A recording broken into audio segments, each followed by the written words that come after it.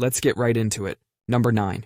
You knew too much. Back in those days, if you were a woman who seemed a little too smart for your own good, people started to get suspicious. You see, the average medieval peasant wasn't exactly a scholar. Most folks were illiterate and had the scientific knowledge of a turnip. So, if you were a woman who could read, write, or even worse, do math, people started to wonder where you got these devilish skills. Let's say your neighbor got a nasty case of the runs. You give them a natural medicine and they're back to solid stools in no time. But instead of thanking you, people start giving you the side eye. In their minds, there's no way you know all this. They think you must be getting your knowledge from the devil himself. Never mind that you might have learned it from your grandmother, who learned it from her grandmother, and so on.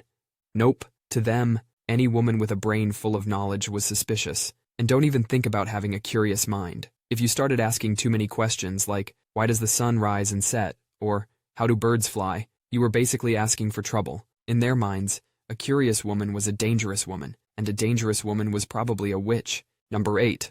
Owning mirrors. Back then, mirrors were rare, expensive, and considered a luxury item. So, if you had one, people started to wonder where you got the cash for such a fancy piece of glass. But it wasn't just about the money. Mirrors were believed to be portals for demons. The idea was that demons and spirits could use mirrors to enter our world. And if you owned a mirror, well, you must be inviting them over for tea and biscuits. People thought witches used mirrors for all sorts of weird stuff, summoning demons, communicating with the dead, even trapping souls. And you know how breaking a mirror is supposed to be bad luck nowadays? Well, in the Middle Ages, a broken mirror was like accidentally releasing a bunch of demons into the world. Good luck explaining that one to your local priest. Imagine your neighbor peeking through your window and seeing you admiring your reflection. Suddenly, you're not just checking if you have spinach in your teeth. Nope, you're now officially conducting a demonic ritual. Also, some people believed that every time you looked in a mirror,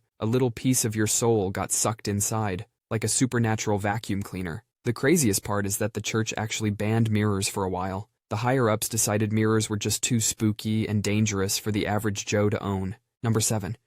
You were a midwife. If anything went wrong during a birth, guess who the neighbors would blame? Yep, the poor midwife. Let's say the baby had a birthmark. That was an immediate red flag. The superstitious folks back then called it a devil's mark. It was proof that the midwife had made a deal with Satan himself. And if the baby didn't cry right away, it must be because the midwife cast an evil spell to steal its voice. Even if the birth went perfectly and the baby was as healthy as can be, that was suspicious too. Clearly, the midwife must have made some unholy deal to ensure such a flawless delivery. Also, midwives often used herbs and potions to help ease the pain of childbirth. But to the medieval mind, those weren't just ordinary plants. They were magical ingredients straight from the devil's garden. If a baby was sickly or didn't survive, midwives were accused of swapping the real baby with a changeling, which was a demonic creature disguised as a sickly infant. Because apparently, these midwives had a secret stash of demon babies just waiting to be swapped out. To top it all off, midwives were usually older women, and we all know how the superstitious folks back then felt about older, knowledgeable women. Number 6. You played unusual music.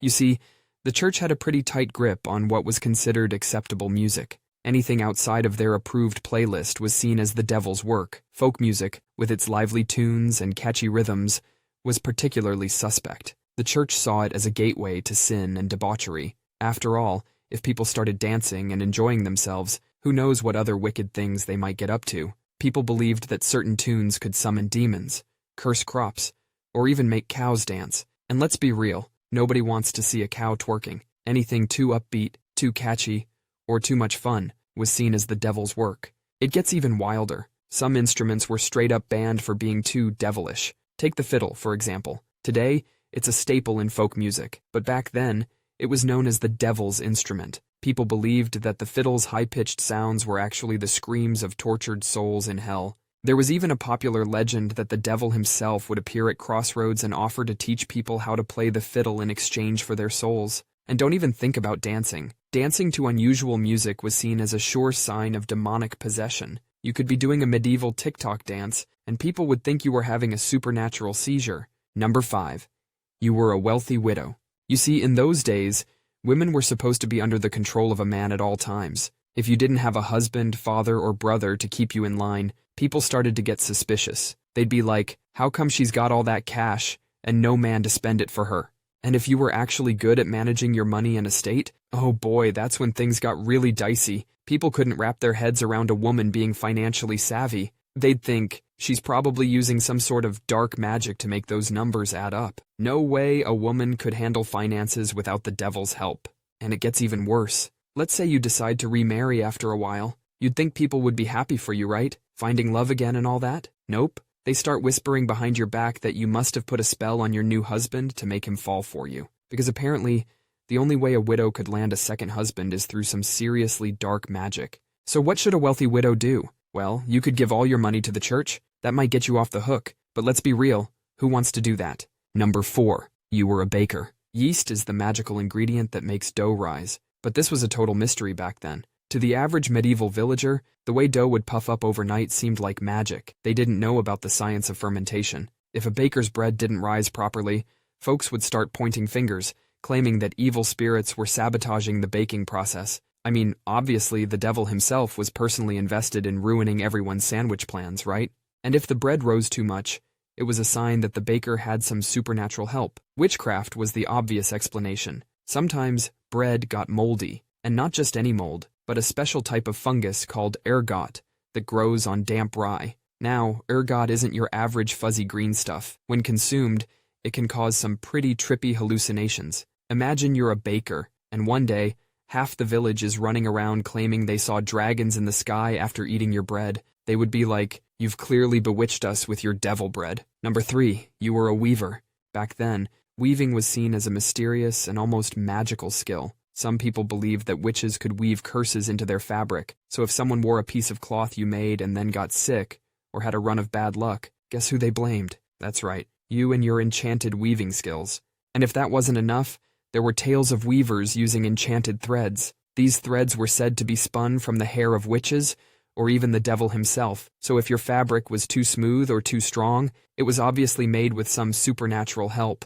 Weavers often worked with colors and dyes, and back then, dyeing cloth was not a simple task. It involved a mix of weird ingredients like crushed bugs, roots, and even urine. To the average medieval villager, these were all ingredients for a witch's potion. Number 2, your soap was too effective. Back in the Middle Ages, making your own soap was a pretty common thing. You'd gather up some ashes, mix them with animal fat, and you've got yourself a nice little bar of homemade soap. So, you're living in a small village, and everyone's walking around with dirt covering their faces. The streets are filled with people who look like they just lost a fight with a pig in a mud pit.